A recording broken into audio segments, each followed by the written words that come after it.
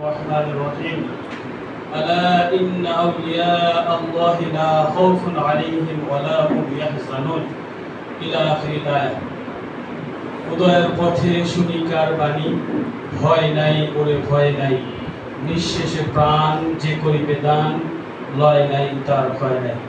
ইসলামী যুব আন্দোলন বাংলাদেশ নারায়ণগঞ্জ শহর শাখা কর্তৃক আয়োজিত আজকের শায়েখ রহমতুল্লাহ আলাইহি রাজনৈতিক দর্শন শীর্ষক আলোচনা সভার সংগ্রামী সভাপতি, প্রধান অতিথি, থানা নেতৃবৃন্দ, ওয়ার্ড নেতৃবৃন্দ ও যুবক ভাইরা, আল্লাহ তাআলার দরবারে অগণিত শুকরিয়া যে আল্লাহ তাআলা আমাদেরকে একটি দ্বীনের মজলিসে একজন আধ্যাত্মিক এবং রাজনৈতিক রাহবারের জীবনী নিয়ে আলোচনা করার, শোনার এবং বলার তৌফিক দিয়েছেন, সেজন্য শুকরিয়া আলহামদুলিল্লাহ।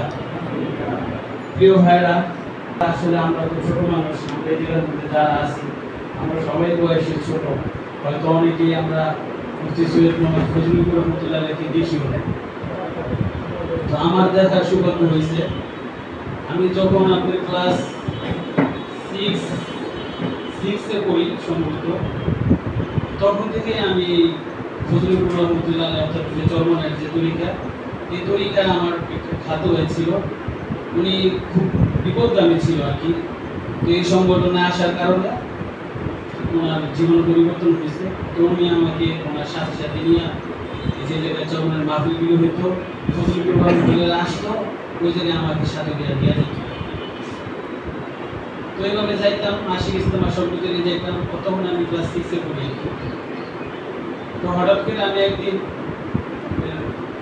ঘুমের মধ্যে স্বপ্নে দেখতেছি যে ফজলুর রহমতুল্লাহ আলাইহি আমি ট্রেনের স্টেশনে দাঁড়িয়ে ট্রেনের জন্য অনেক অপেক্ষায় আছি, কিন্তু ট্রেনটা পাচ্ছি না। পাওয়ার কারণে অনেকক্ষণ অপেক্ষা করার পরে দেখলাম একটা ট্রেন আসলো। ট্রেন আসার পর ওই ট্রেনের মধ্যে ফজলুর রহমতুল্লাহ আলাইহি আজকে যার জন্য আমরা আলোচনা করতেছি, তো উনি আমাকে বললো যে আমার হাত ধরো। তা আমি যখন হাত দিলাম তখন ফজলুর রহমতুল্লাহ আমাকে টান দিয়া ট্রেনের মধ্যে উঠাই দিল। ওই উঠানের কিছুদিন পরেই আল্লাহ তাআলা আমাকে মাদ্রাসায় পড়ার সৌভাগ্য দান করছে।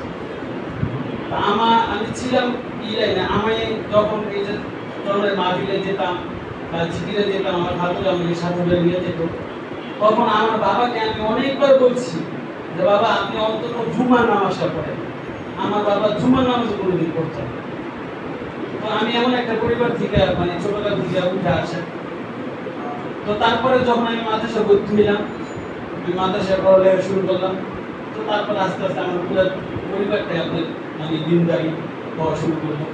এখন তো আমার বাবা দেখা যায় তাহাজ্জুদ নামাজ পড়ছে।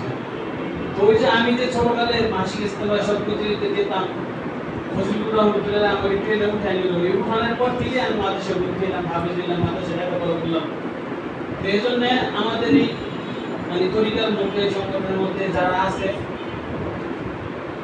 তাদের জীবনটাই পরিবর্তন হয়, আস্তে আস্তে পরিবর্তন হয়। তা আমি আসলে জীবনে কল্পনা করি নাই যে আমি মাদ্রাসায় পড়বো, তবে আমার মধ্যে ভিতরে একটা আকাঙ্ক্ষা ছিল ছোটবেলা থেকে। তো এই সংগঠনে আসার কারণে, কিছু দিনের বুঝ আসার কারণে আমি মাদ্রাসায় পড়া হলো। তো সেই ফজলুর রহমতুল্লাহ আলাইহি আমরা ছোট ছিলাম, ওনার সাথে আমাদের চলাফেরাও হয়নি, কথাবার্তাও হয়নি, কখনো হয়তো পিঠে বা মোসাফা করছি। ওই জন্য ওনার ব্যক্তিগত বিষয়ে আমরা খুব বেশি জানি, তবে ওনার রাজনৈতিক দর্শনটা আমরা মোটামুটি দেখছি আমাদের চোখের সামনে। আপনার 2001 সালে, আপনার 1 সালের আগে 1991-এর আগে, 91 বা 92-তে আপনার বাংলাদেশের কমিপন্থী যত ইসলামী দল আছে, এই সবগুলি দল মিলে আপনার ইসলামী ঐক্যজোট দিচ্ছে। এখন যে বাংলাদেশে আমরা বিভিন্ন নামে ইসলামী ঐক্যজোট দেখি না, হ্যার এক অংশ আর এক অংশ ওই গ্রুপের চেয়ারম্যান সে ইসলামী ঐক্যজোটের। মূলত ইসলামী ঐক্যজোটটা হয়েছিল বাংলাদেশে কমিপন্থী যতগুলি দল আছে, এই সবগুলি দল মিলে হয়েছিল ইসলামী ঐক্যজোট। আর এই ইসলামী ঐক্যজোট 1991 সালে আপনার নির্বাচন করে আপনার বরগুনাতে একটা আসর হয়েছিল। এই ঐক্যজোটের মূল সূচনাকারী ছিল মুফতি ফজলুর রহমতুল্লাহ। ওনার একটা আকাঙ্ক্ষা ছিল যে আমরা ইসলামপন্থী যারা আছে আমাদের মধ্যে আমরা একটা বিপ্লব ঘটাবো এবং আমরা ঐক্যবদ্ধ থাকবো। এই ইসলামী ঐক্যজোট নিয়ে আগাইতে সরি একটা আসল বেশ ইসলামী এইভাবে আগাইতে 2001 সালে নির্বাচনে এসে ইসলামী ঐক্যজোটের সমস্ত নেতৃবৃন্দ ওনারা ফরিদাবাদ মাদ্রাসার মধ্যে বসলো যে বর্তমান প্রেক্ষাপট অনুযায়ী আমরা কিভাবে কি করবো।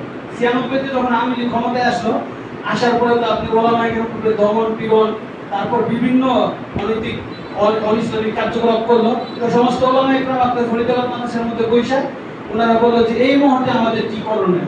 ওই যে প্রোগ্রামে বসছে এই প্রোগ্রামের আপনার পরিচালক ছিল ফজলুল করিম রহমতুল্লাহ, সভাপতি ছিল সাইদুল সালাম আলী রহমতুল্লাহ। তো তখন সমস্ত ওলামায়ে কেরাম বললো যে আমাদের এখন কি করণীয়। তখন কিছু কিছু ওলামায়ে কেরাম বললো যে আমরা বিএনপির জোটে যাই। তখন যখন বিএনপির জোটে যাই এই কথা উঠানোর পরে আপনার অধিকাংশ ওলামায়ে কেরাম আপনার বিএনপি যাওয়ার পক্ষে চলে গেল। তখন ফজলুল করিম রহমতুল্লাহ বলল যে আমরা যে ইসলামী ঐক্যজোট গঠন করছি এই গঠনতন্ত্রের মধ্যে আমাদের যে দফা ছিল, দাবি ছিল, আমাদের নীতিমালা ছিল, এই নীতিমালার মধ্যে কি এটা আছে যে আমরা নারী নেতৃত্বের সাথে আপোষ করবো। তখন ওলামায়ে কেরাম কিছু বলেনি। তো উনি ফজলুল করিম রহমতুল্লাহ বললেন যে ঠিক আছে, যার যার মত তার কাছে, আপনাদের মতকে আমি শ্রদ্ধা করি, সম্মান করি, এই জায়গায় আমার অনেক সিনিয়র ওলামায়ে কেরাম আছে। এই কথা বললা হুজুরে বললো যে ঠিক আছে, আপনারা বিএনপির জোটে যদি যান তাহলে যান, আমি বিএনপির জোটে নেই, নারী নেতৃত্বের সাথে আমি আপোষ করতে পারবো না। তো সারা বাংলাদেশের সমস্ত ওলামায়ে কেরাম, সমস্ত পীর মাশায়েখ 2-4 জন বাদে সবাই আপনার বিএনপির জোটে চলে গেল, কিন্তু ফজলুল করিম রহমতুল্লাহ বিএনপির জোটে আপনার যায় নাই। তো এখন ওইবার 2001 সালে যদি আমরা বিএনপির জোটে যাইতাম, বিএনপি ওই সময় আমাদের ইসলামী আন্দোলনকে ওনারা বলছিল যে আমরা আপনাদেরকে আপনার 15টা আসন দিই। তো ওই সময় জামাতকে ওনারা 23টা না 24টা আসন দিয়ে জামাত আপনার 18টা না 17টা সিট পেয়েছিল। তো ইসলামী আন্দোলনকে 15টা অফার করছিল, 15টা থেকে আমরা 8-10টা এমপি তো হইতে পারতাম, কি বলেন? তাহলে ইসলামী আন্দোলন থেকে 2001 সালে আমাদের সংসদে আমরা যদি বিএনপি জোটে যেতাম তাহলে 8 থেকে 10টা আমাদের এমপি থাকতো। কিন্তু ফজলুল করিম রহমতুল্লাহ আলাইহি উনি এটাকে প্রত্যাখ্যান করলেন, আমরা বিএনপি জোটে গেলাম না। পর্যায়ক্রমে সৈয়দ ফজলুল করিম রহমতুল্লাহ আলাইহি ওনার রাজনৈতিক যে দর্শন, চিন্তাধারা, এই চিন্তাধারাগুলি সঠিক ছিল। উনি যতগুলি সিদ্ধান্ত নিয়েছে এই সিদ্ধান্তগুলি উনি লোভ লালসার ঊর্ধ্বে গিয়ে আনিছে। উনি এমন কোনো সিদ্ধান্ত নেয় নাই যেই সিদ্ধান্তে সংগঠন ক্ষতিগ্রস্ত হয়, দেশ ক্ষতিগ্রস্ত হয়, জাতি ক্ষতিগ্রস্ত হয়। উনি লোভ লালসার ঊর্ধ্বে গিয়ে সিদ্ধান্ত নেওয়ার কারণে আমাদের ইসলামী আন্দোলনও ক্ষতিগ্রস্ত হয়নি, আমাদের লোকজনও ক্ষতিগ্রস্ত হয়নি, পাশাপাশি আমাদের দলও ক্ষতিগ্রস্ত হয়নি। ওনার রাজনৈতিক দর্শন এবং চিন্তাধারা খুব সুদূর প্রসারী ছিল ফজলুল করিম রহমতুল্লাহ আলাইহি। বাংলাদেশের মধ্যে সবচাইতে বেশি আপনার জামাতের আকীদার বিরুদ্ধে মুফতি মাওলানা ফজলুল করিম রহমতুল্লাহ আলাইহি বেশি বলছে।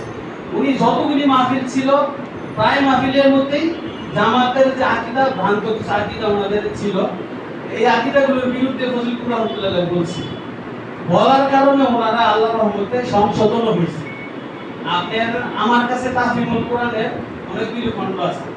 তো আপনি 23 পারার মধ্যে সূরা নাসর, যে ইদা জাআ নাসরুল্লাহি ওয়াল ফাত, এই আয়াতের শেষে যে আয়াতটা ফাসাব্বিহ বিহামদি রাব্বিকা ওয়াস্তাগফির ইন্নাহু কানা তাওয়াবা, এই ইন্নাহু কানা তাওয়াবার ব্যাখ্যার মধ্যে কি আবুল আল্লাহ মওদুদী সাহেব উনি বলছে যে হে রাসূল, আপনি আপনার রাসালতের দায়িত্ব পালন করতে পারেন নাই, সেই জন্য আপনি আপনার রবের কাছে কাকতি কণ্ঠে এই তওবা করেন, আপনার রব যেন আপনাকে মাফ করে দেন।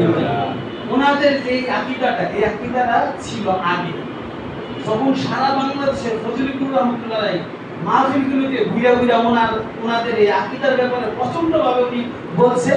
বলার কারণে আগের যে তাফহিমুল কোরআন ছিল আর বর্তমান যে তাফহিমুল কোরআন এর সাথে কোনো মিল নেই। মানে তারাও বুঝতে পারছে, মানে সমালোচনা করার কারণে ফজলুল করিম রহমতুল্লাহ আলাইহি সমালোচনা করার কারণে তারাও বুঝছে, আস্তে আস্তে এটা অনুধাবন করছে যে আসলে বিষয়গুলি মনে হয় আসলে ঠিক না। এবং ওনাদের বর্তমান যে তাফহিমুল কোরআন আছে, এই তাফহিমুল কোরআনের মধ্যে এই ধরনের কোনো কথাই নেই।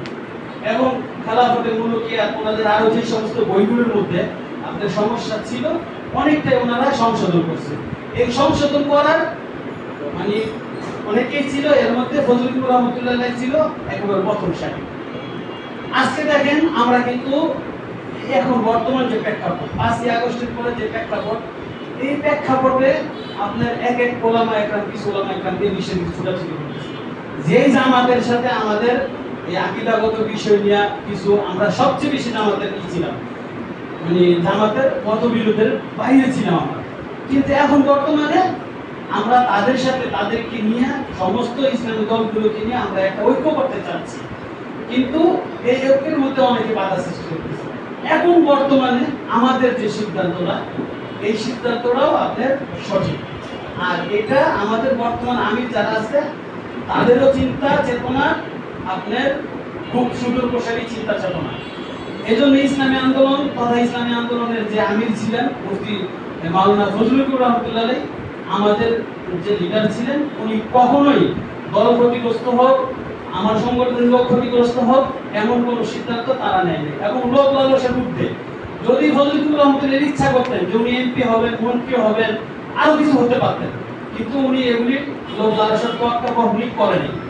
আমরা সবাই দোয়া করি আমাদের বর্তমান দলের যারা কেন্দ্রীয় লিডার আছে, বর্তমান দলের যিনি আমির আছে তাদেরকেও যেন মাওলানা ফজলুল রহমতুল্লাহ আলাইহি যে জীবন আদর্শ আছে এবং তার যে চিন্তা চেতনা রাজনৈতিক দর্শন আছে সেইভাবে যেন বর্তমান যারা আছে তাদেরকে আল্লাহ তাআলা চলার তৌফিক দান করেন।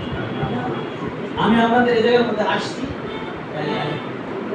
একটা বিষয় নিয়ে, সেই বিষয়টা হচ্ছে আজকে আপনাদের এই আলোচনার প্রধান অতিথি আমাদের মহানগরের সহসভাপতি মাওলানা মুবারক ভাই, উনি আসছে আলহামদুলিল্লাহ।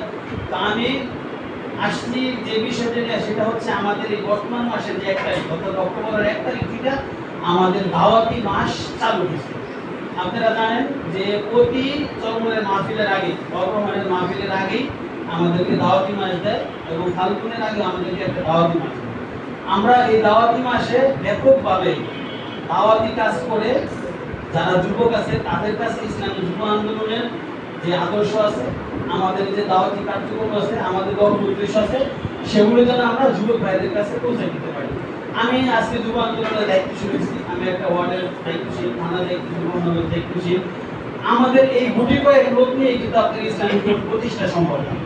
আপনার মিনিমাম আমরা বাংলাদেশের মধ্যে যেই ধারা রাজনীতি করি, আপনি গণবিপ্লবের মাধ্যমে আমরা ইসলামিক প্রতিষ্ঠা করতে চাই। গণবিপ্লবের মাধ্যমে যদি আমরা ইসলামিক প্রতিষ্ঠা করতে চাই তাহলে মিনিমাম আপনার 1/3 অর্থাৎ 3 ভাগের 1 ভাগ লোককে ইসলামের পক্ষে আসতে হবে এবং তারা যেন চায় যে বাংলাদেশের মধ্যে ইসলামী হুকুমত প্রতিষ্ঠা হবে। অর্থাৎ আপনি 100 জনের মধ্যে মিনিমাম 34 জন মানুষ ইসলামী হুকুমত চাইতে হবে এবং ইসলামী হুকুমতের পক্ষে কাজ করতে হবে।